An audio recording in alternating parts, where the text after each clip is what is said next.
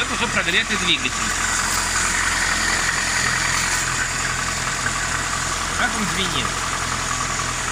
При нажатии на педаль акселератора грохот только усиливается.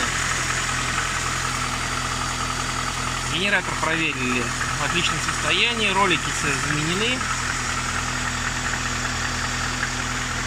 Откуда грохот двигателя, неизвестно. Масло на этом двигателе, по-моему, течет отовсюду.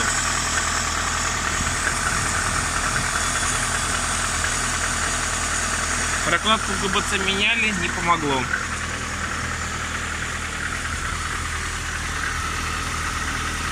Здесь тоже все в масле.